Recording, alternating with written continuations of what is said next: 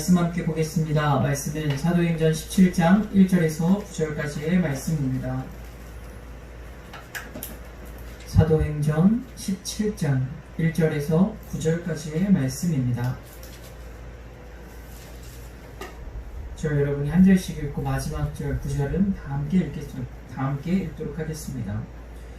그들이 암비볼리와 아볼로니아로 다녀가 데살로니가에 이르니 거기 유대인의 회당이 있는지라. 바울이 자기의 관례대로 그들에게로 들어가서 새 안식일에 성경을 가지고 강론하며 뜻을 풀어 그리스도가 해를 받고 죽은 자 가운데서 다시 살아나야 할 것을 증언하고 이르되 내가 너희에게 전하는 이 예수가 곧 그리스도라 하니 그 중에 어떤 사람이 경건한 헬라인의 큰 무리와 적지 않은 기브리인으로 권한을 받고 바울과 신라를 따르다. 그러나 유대인들은 시기하여 저자의 어떤 불량한 사람들을 데리고 때를 지어 성을 소동하게 하여 야손의 집에 침입하여 그들을 백성에게 끌어내려고 찾았으나 발견하지 못함에 야손과 및 형제들을 끌고 목장으로 가서 소리 질러 이르되 천하를 어지럽게 하던 사람이 여기도 이르네. 야손이 그들을 맞아 들였도다. 이 사람들이 다 가이사의 명을 거역하여 말하되 다른 임금 곧 예수라 하는 이가 있다 하더이다 하니 우리와 목장들이 이 말을 듣고 소동하여 야손과 그 나머지 사람들에게 보석금을 받고 놓아주니라. 아멘. 기도하겠습니다. 사랑과 은혜가 풍성하신 하나님 감사드립니다. 하나님 아버지, 오늘도 한 주간의 중심에, 한 주간의 중간 가운데 아버지 우리의 신앙을 돌아보게 하여 주시고 아버지 중간 점검을 아버지 통하여서 하나님 우리가 신앙생활을 잘 하고 있었는지, 또한 이제 앞으로 남은 한 주를 어떻게 살아갈 것인지 알아볼 수 있도록 아버지 우리를 수요 저녁 예배로 불러주심에 감사드립니다. 하나님 아버지, 우리가 예배하는 가운데 주님을 만나게 하여 주시고 하나님의 영이 임하는 역사가 우리의 마음 가운데 깊숙이 다가오게 하여 주시옵소서. 그러하여 살아있는 예배를 주님 앞에 드릴 수 있게 하여 주시고 아버지 영적으로 바로 설 수 있는 마음의 감동이 있는 예배, 마음의 중심이 있는 예배, 하나님의 임재가 있는 예배 되게 하여 주시옵소서. 주께서 우리와 함께하여 주실 것 믿사오며 살아계신 예수 그리스도의 이름으로 기도드렸습니다. 아멘. 할렐루야. 오늘도 하나님의 말씀이 여러분들의 삶과 함께하기를 간절히 소망합니다. 오늘 말씀은 데살로니가 지역을 중심으로 이루어지는 말씀입니다. 오늘 말씀은 바울과 신라가 이제는 빌립보라는 곳을 떠나게 되는 것이에요. 빌립보라는 곳에서 많은 일이 있었어요. 귀신 들린 여종을 고쳐주었고, 또 그 가운데에서 그것 때문에 감옥에 갇히게 되었고, 또한 찬송을 하고 말씀을 읽음으로 하나님께 기도함으로 옥문이 열리는 그러한 놀라운 표적도 기적도 경험하게 되었습니다. 그렇게 하나님의 살아계심을 보고 배웠던 그 바울과 신라는 이제 오늘 말씀 시작하는 17장 1절의 말씀처럼 암비볼리와 아볼로니아를 거쳐가서 이제 데살로니가에 이르게 되었어요. 데살로니가는 바울이 베레아를 제외하고는 거의 2차 전도, 2차 선교 여행 가운데에서 가장 서쪽에 있는 곳으로 가게 된 그러한 곳이에요. 가장 서쪽으로, 그나마 가장 로마와 가까운 곳까지 가게 된 곳이 바로 데살로니가예요. 오늘 말씀에서 나오는 이 데살로니가는 그 왕족이었던 로마의 황제의 왕족이었던 둘째 누이였나 하는 그 사람이 있어요. 그 데살로니가라는 이름이 그 누이의 이름을 따서 만든 그 지역이에요. 그래서 그 지역인데, 이 지역이 어떤 지역이냐면 지금 우리나라로 치면 거의 제2의 도시 정도 되는 부산과 같은 그러한 위상을 가지고 있는 도시예요. 그래서 마게도냐 지방에 데살로니가라는 도시가 있는 건데, 그 도시가 굉장히 번화하였고 큰 대도시를 이뤄갔다는 거예요. 그래서 그러한 위치에 있는 데살로니가 지역이었습니다. 그래서 그 지역으로 이제 바울이 복음을 증거하러 가게 된 거예요.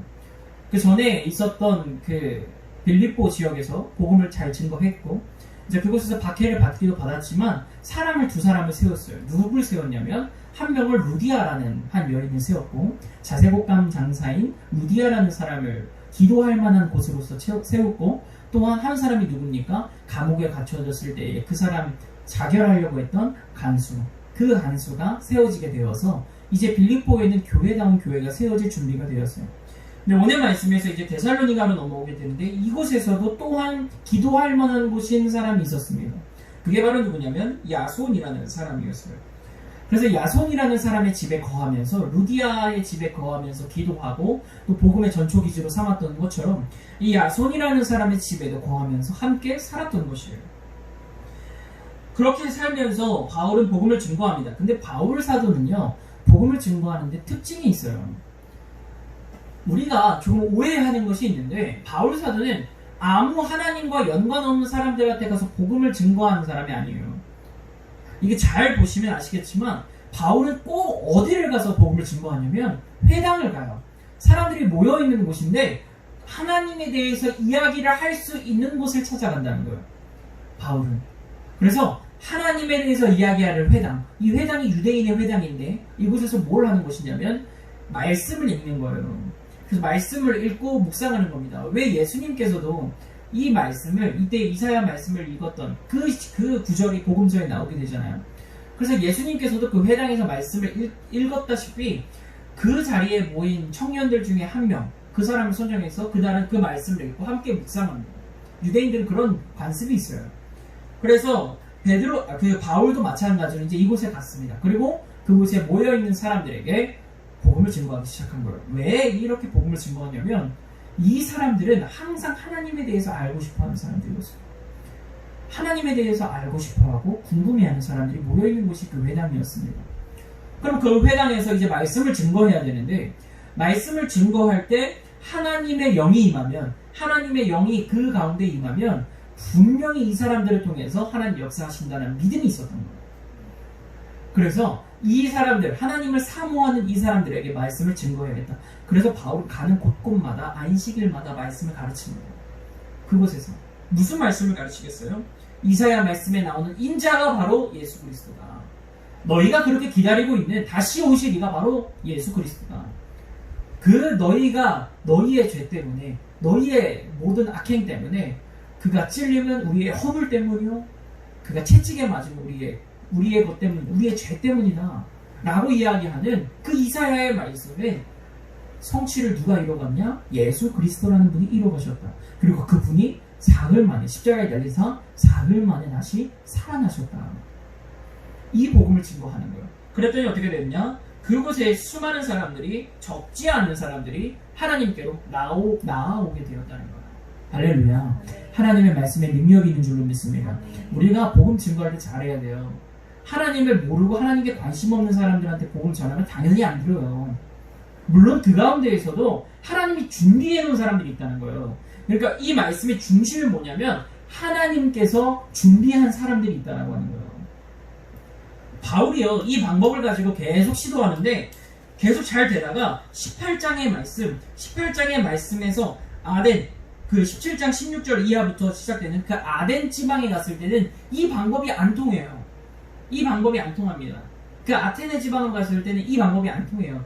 그러니까 방법적으로 완성이 있는 것이 아니라 이 말씀, 유대인의 회당에서 바울이 복음을 증거할 때에 하나님의 영이 임하는 이 말씀의 은혜가 우리에게 주는 게 무엇이냐? 하나님은 우리가 복음을 증거할 때에 준비해 놓은 사람들이 있다. 하나님의 말씀을 궁금해하고 하나님을 알고 싶어하고 하나님께 의지하고 싶어하고 하나님을 사모하고 싶어하는 그 준비된 사람들이 있다라고 하는 거예요. 우리 교회도 마찬가지입니다. 우리 가는 교회가 부흥하는다, 우리 가는 교회가 어떻게 하고 사랑하는 사람들이, 그건요 우리가 할 것이 아니에요. 우리가 아무리 백날 천날 노력해봐야 그거는 정말 우리 노력으로 안 치면 오히려 그게 더 문제예요. 우리가 우리 생각으로요 여기 자리를 채우잖아요. 그러면은 저는 벌써 지금 여기 20명도 더 채워놨어요. 온다는 사람들을 다 만약에 여기 다 앉혀놨으면 더 그렇게 채워놨을 거야. 근데 그렇지 않아요. 그게 우리의 생각이 중심이 돼서는 안 돼요.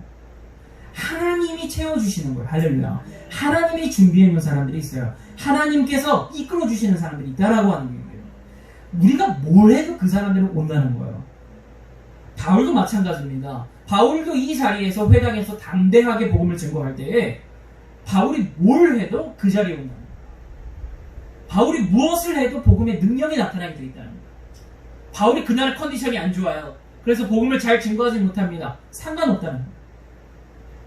컨디션이 좋든 안 좋든 그날따라 말씀이 잘 안 되든 상관없다는 거예요.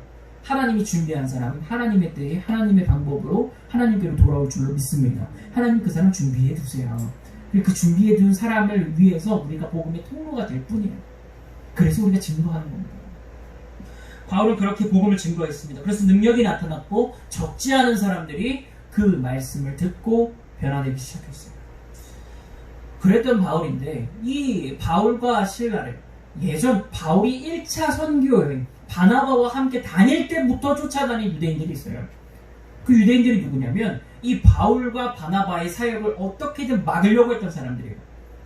와서 계속 시비를 걸고 조롱하는 사람들이었어요. 이제는 이 사람들이 어떻게 하냐? 이 2차 선교 여행 때는 쫓아왔어요. 여기까지 쫓아왔습니다. 데살로니가까지 또 쫓아왔어요. 그렇게 해서 하는 일이 무엇이냐면 시장에 있는 지금으로 따지면 깡패들이에요. 깡패들을 고용한 거예요. 고용해가지고 이 사도 바울과 신라를 잡으려고. 그래서 복음을 못하게 하려고, 증거하지 못하게 하려고 이 사람들이 사람을 사서 이제 온 거예요.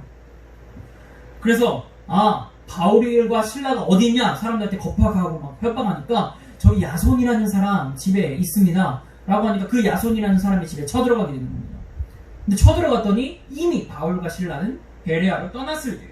이미 떠났습니다. 데살로니가에 지금 없어요. 거기에 없습니다. 그러니까 이 사람들이 이것이 무엇이냐 하니까 일단은 야 눈에 보이는 이 야손이라는 사람부터 잡아와. 이 사람도 어차피 바울을 도와줬던 사람이니까 이 사람에게 죄를 씌워야겠다 라고 하면서 이 사람들을 재판장에게 끌고 옵니다. 야손이라는 사람을. 그래서 어떻게 되냐, 이 야손이라는 사람을 사람들 앞에 공회에 세우게 되고 이 사람이 사람들을 미혹하는데 예수 그리스도라는 사람을 증거하면서 자꾸 그 사람이 구원자라고 이야기하고 로마의 황제가 있는데도 불구하고 이 사람이 진짜 왕이다, 진짜 황제다라고 이야기하고 다니는 아주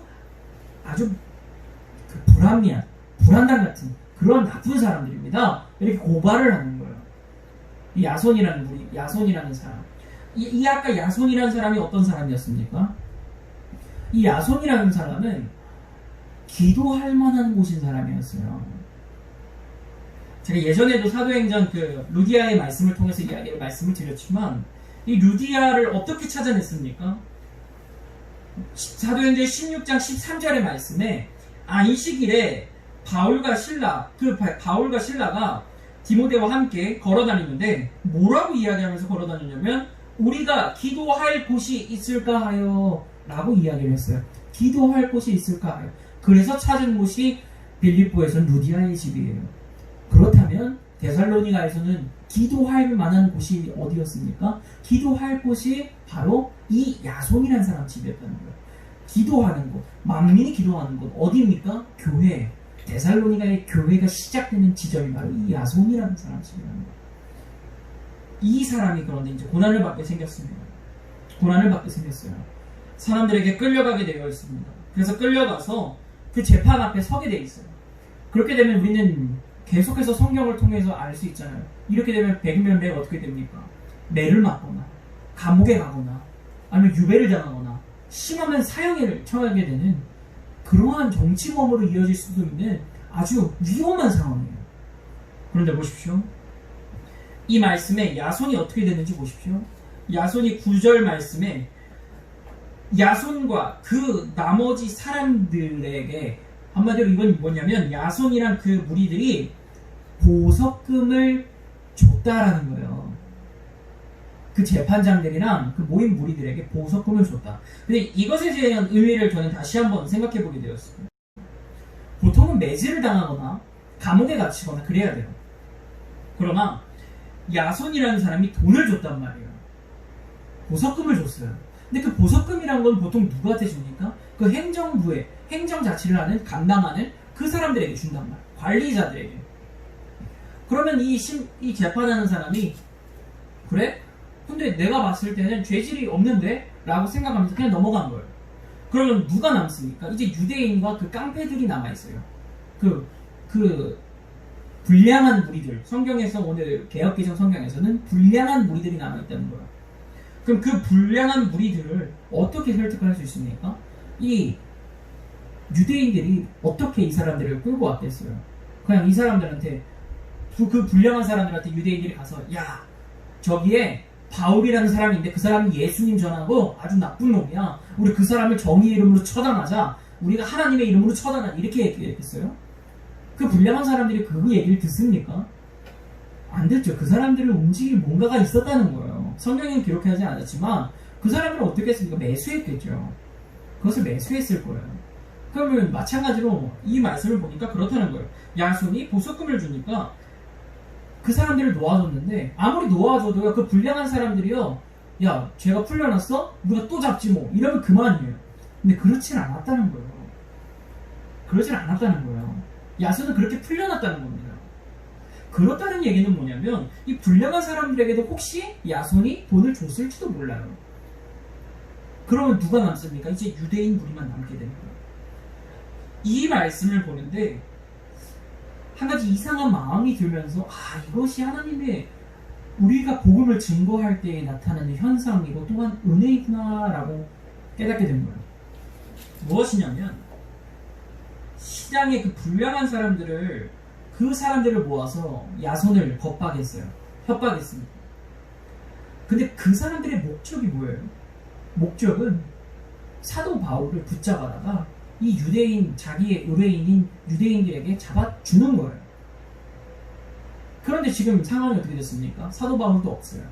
야손만 남았습니다. 근데 심지어 이 야손은 자기들한테 돈을 준다고요. 만약에 그렇다고 한다면 그럼 이 사람들의 목적이 어디가 있어요? 목적이 사라진 거예요. 아니 이미 재판장도 문제가 아니라고 하는 일을 자기들이 뭐라고 계속 그것을 끌고 가겠어요. 심지어 자기들이 얻을 건 이미 다 얻었는데. 그게 무슨 말이냐면 유대인들에게 고용당한 하나님의 복음을 증거할 때에 박해를 하는 사람들 중에는 이런 이들도 있다. 이런 사람들도 있다. 딱히 그리스도인들을 어떻게 하면 무너뜨릴 수 있을까? 어떻게 하면 복음을 증거하는데 방해할 수 있을까? 이렇게 생각해서 달려드는 게 아니라 그 사람들에게 현혹되어서 미혹되어서 고용되어서 그리스도를 증거하는 사람들을 협박하고 박해하고 조롱한다는 거예요. 이 사람들은요 그래서 그렇기 때문에 두려운 존재들이 아닙니다. 이것이 우리에게 오늘 은혜를 주는 말씀 아닙니까? 우리가 복음을 증거하는데 수많은 방해하는 무리들이 있잖아요. 지금 막 정부도 그러고 막 수많은 곳에서 근데 또 놀라운 소식이 오늘 들려졌어요. 소모임을 이제 해제한다. 소모임 금지하는 거를 이제 해제한다. 24일 6시 이후로 괜찮아진다라고 좋은 것을 얘기를 했나봐요. 근데 그걸 들으면서도 뭐 많은 생각이 들게 되었지만 어쨌든 그것을 보면서 생각이 드는 거예요. 이 사람들은요 정말 본질적으로 그 사람들 중에서 유대인 같은 사람들이 있을 거고 정말 복음을 증거하는 걸 끝까지 막으려고 하는 사람들이 있을 거고 그 중에서는 그냥 현혹당해서 미혹당해서 알지 못해서 그 물결에 따라서 흘러가는 흐름대로 기독교인을 박해하는 사람들도 있을 거라는 거예요. 자 그러면 제가 세 가지 부류의 사람들을 말씀드렸습니다. 복음을 증거할 때 이거는 복음을 증거하지 않은 사람들에게는 나타나는 사람들이 아니에요. 복음을 증거하는 사람들에게 나타나는 세 가지의 표적이 있다는 거예요. 세 가지 부류의 사람들이 나타나게 된다는 거예요. 이 사람들에게 복음을 증거할 때 첫 번째가 누구냐? 첫 번째가 악한 마음을 가지고 정말 악한 마음을 가지고 예수 그리스도의 복음을 어떻게든 전하지 못하게 하려는 자들이 있어요. 그게 누구냐? 사단의 영을 받은 자들이에요. 마귀의 영을 받은 자들이 그래요. 그럼 이 사람들은 어떻게 합니까? 이 사람들은 단순해요. 예수 그리스도의 이름으로 쫓아내는 그 말이에요. 할렐루야. 할렐루야. 아니면 하나님께서 그들이 어떻게 우리를 죽이려고 해도 하나님이 우리를 피하게 해주세요. 오늘 말씀. 이 사람들이 끌고 왔을 때 어떻습니까? 이미 하나님께서는 바울과 실라를 그 다음 말씀 보면 베레아로 이미 밤에 형제들이 바울과 실라를 베레아로 보냈어요. 이미 보내서 그곳에서 복음을 증거하고 있습니다. 하나님이 피할 길을 열어주세요. 이 악한 사람들을 상대할 때 피할 길을 열어주시든 맞서 싸울 예수 그리스도의 이름을 허락하여 주시든 하나님이 해주신다는 거예요. 그럼 두 번째가 무슨 사람들이냐? 두 번째가 하나님의 말씀을 들을 준비가 되어 있는 사람들. 그 사람들은 하나님의 말씀을 받을 준비가 되어 있습니다. 우리가 어떤 모양으로 복음을 잘 전하도 그냥 복음만 흔들리지 않고 복음만 왜곡하지 말고 예수님만이 구원이십니다. 예수님이 참 그리스도십니다. 예수님이 우리의 구원 되시고 예수님께서 우리를 위해서 십자가에 달리셨습니다. 그 십자가에 달리신 예수님이 사흘 만에 부활하셔서 우리의 산 소망이 되셨습니다. 할렐루야. 이 말씀, 이 복음만 흔들리지 않으면 이 말씀에 감동을 받고 이 말씀에 마음이 변화받고 이 말씀에 그리스도인이 되고 이 말씀을 통하여서 마음에 신령한 영이 임하는 사람들이 준비되어 있다는 거예요. 두 번째가 이 부류의 사람들입니다. 그럼 세 번째가 어떤 부류의 사람들이냐? 미혹당하는 사람들이에요. 미혹하는 사람들. 미혹을 당하는 사람들. 미혹하는 사람들이 따로 있고 미혹당하는 사람들이 있다는 거예요. 그 사람들은 뭘 모릅니다. 그저 이 악한 마음을 가지고 있는 사람들이 예수님에 대해서 막 비난하면서 그걸 이성적으로 풀어서 얘기를 해줘요. 야, 이거 봐라. 오늘 말씀에도 보십시오. 얼마나 간교합니까? 자기들이 얘기하는 거랑 정확히 반대. 자기들이 정확히 이 사람들을 이용하기 위해서 얘기를 하는 거야. 자, 봐라. 저 사람들, 예수 믿는 사람들 보면 로마 황제를 안 따라. 로마 황제를 안 따라. 자, 봐봐라. 로마 황제도 안 따르고 예수님만이 구원이시라고 얘기하면서 어떻게든 로마를 다 정복시키려고 해. 그리고 그 로마에서 편하게 살고 있는 사람들을 미혹하고 다니고 어떻게든 로마를 지배하려고 하는 것 같아. 그렇게 계속 관계를 꾸미는 거예요. 이 관계, 이 갈라지게, 이간질의 영이 뭡니까? 그게 사랑의 영이에요. 그 사람들이 이렇게 얘기하니까 이 사람들이 미혹당하는 거야. 그럼 우리가 할 일은 무엇입니까? 이 미혹당하는 영들에게 나아가서 그 이야기를 해야 된다는 거예요. 당신들에게 하나님의 복음이 임해야 될 줄로 믿습니다. 결국 이 사람들을 움직이는 힘이 우리 가운데 있어야 된다는 거예요. 근데 이 사람들을 움직일 때는 우리가 어떤 노력을 해야 하냐면 복음의 모든 시도를 다 해야 되는 거예요. 복음의 어떠한 시도든 다 해봐야 됩니다. 이 미혹당하는 사람들이 미혹당하지 않도록 어떻게든 이 사람들을 어르고 달래고 양육하고 훈련하고 선포하고 사랑을 주고 은혜를 주고 나눠주고 해야 된다고 합니다. 이 사람들은 하나님이 준비한 그 사람들이 아니에요. 이 사람들은 흔들리는 사람들입니다. 이 사람들은요, 자꾸 이 사람들 말에 현혹되어서 잘못된 말을 해요. 잘못된 생각을 가지고 있어요. 이리 왔다 저리 갔다 그러는 사람들. 그 사람들에게 어떻게 해야 되냐? 하나님의 말씀을 증거하고 계속 그 말씀을 계속 묵상하게 하고 양육하면서 도와줘야 된다. 사실 우리 전도 대상자들이 바로 여기에 있는 건 아닙니까? 우리가 복음을 증거할 때 하나님이 준비해 주신 사람들이 첫 번째. 그러니까 이거는요, 우리가 복음을 증거하면 그냥 나타나는 사람들이에요. 나타나는 사람들이에요, 그냥. 이 사람들은 하나님에 대해서 이미 준비된 사람들이에요, 마음이. 사실 그거는요, 넓은 의미로 이 자리에 앉아있는 여러분들일 수도 있어요. 여러분들일 수가 있다는 거예요. 그냥 주일날 나와서 예배드리는 성도들일 수가 있다는 거예요. 왜냐면 성도들이라고 해서 하나님한테 관심은 있지만 온전히 구원받지 못한 사람들이 많잖아요. 마찬가지로 그 사람들이 이미 준비된 하나님의 사람들, 예배당에 나와서 앉아있다는 것 자체가 이미 준비가 되었다는 사람들이에요. 그거 하나님의 말씀을 어떻게 듣게 되어 있습니다. 할렐루야.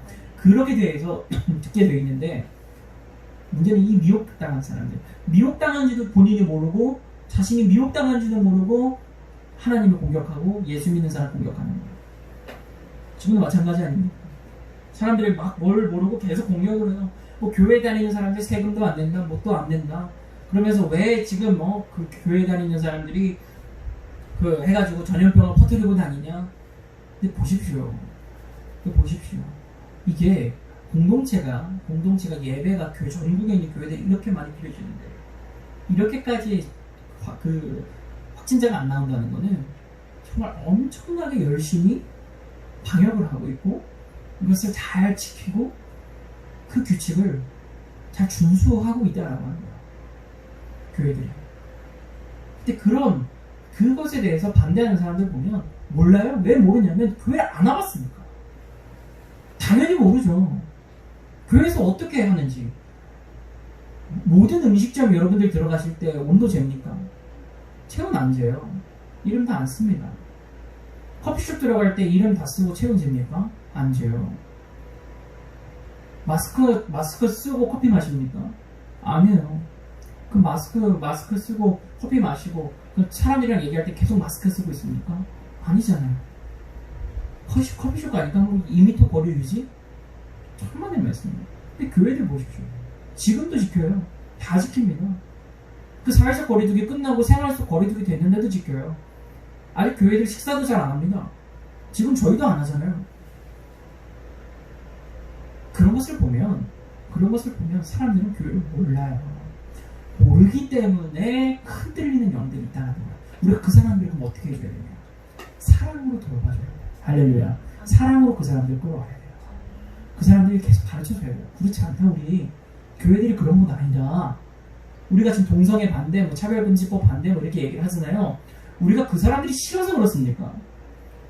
그 동성애 하는 사람들을 우리가 막 어떻게든 정죄하고 싶어가지고 막 저 사람들을 어떻게든 막 이런 게 아니에요. 주님 마음으로 사랑해서 그런 거 아닙니까? 주님의 마음으로 그 사람들을 어떻게 하면 구원할 수 있을까? 잘못된 길로 걸어가는 저 길을 어떻게 하면 그 길에서 건져줄 수 있을까? 그 마음에서 그렇게 말리는 거 아닙니까? 그리고 믿음의 다음 세대들이 하나님께서 멀어질 수밖에 없는데 그 멀어질 수밖에 없는 세대들을 우리가 어떻게든 그거를 붙잡고 가려고 하는 거 아닙니까? 그래서 우리가 그렇게 막 간절하게 막 소리 지르면서 안 됩니다.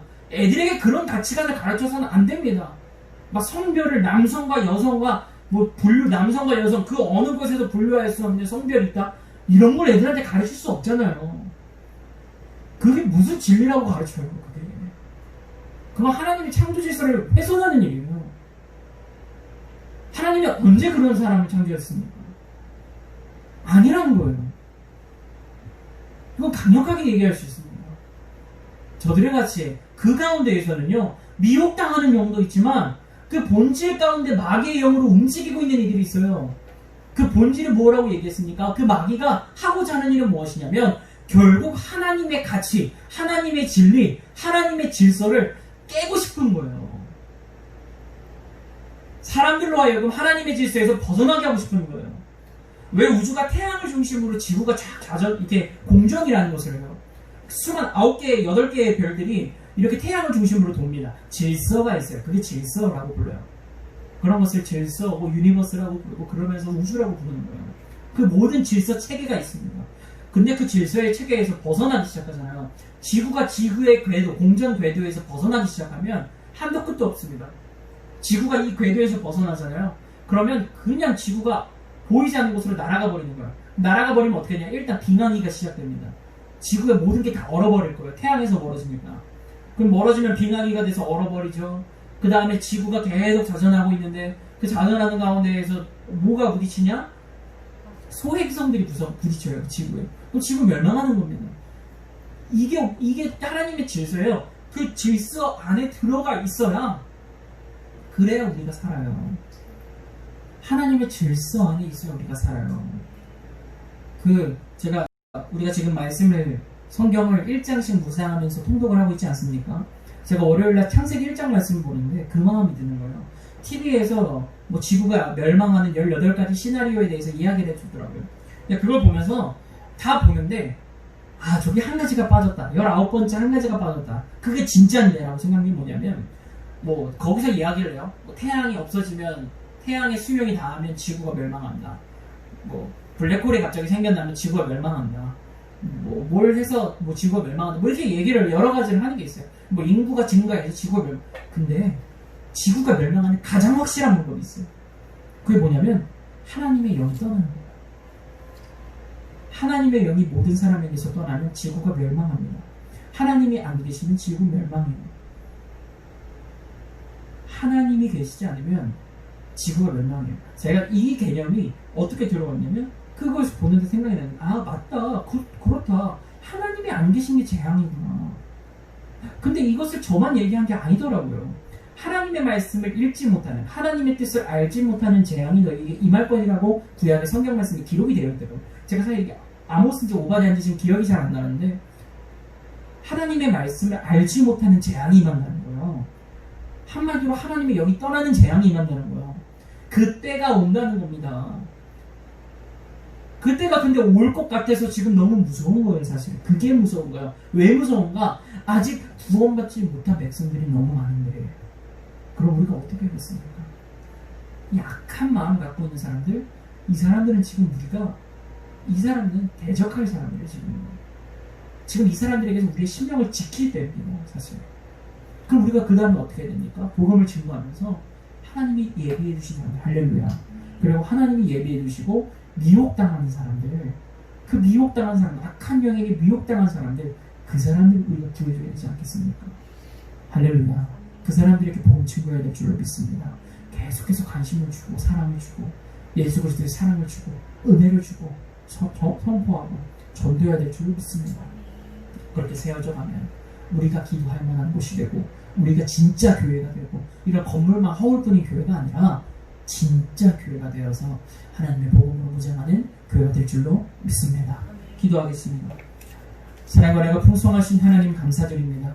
하나님 아버지께서 이끌어주시고 인도하여 주시는 삶이 우리에게 있을 줄 믿습니다. 하나님 그 가운데서 우리가 복음을 증거할 수 있는 삶을 살아가게 하여 주시옵소서.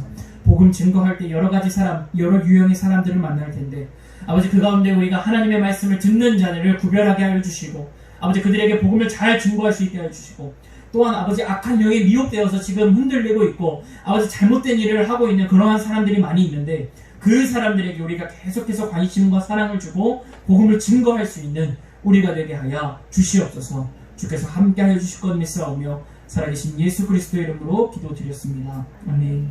하늘에 계신 우리 아버지여 이름이 거룩히 여김을 받으시오며 나라가 임하옵시며 뜻이 하늘에서 이루어진 것 같이 하늘에서도 이루어지리라.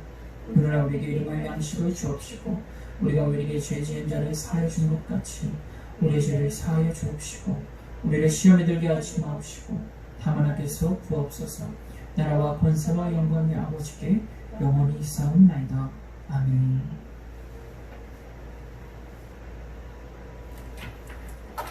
감사합니다. 감사합니다.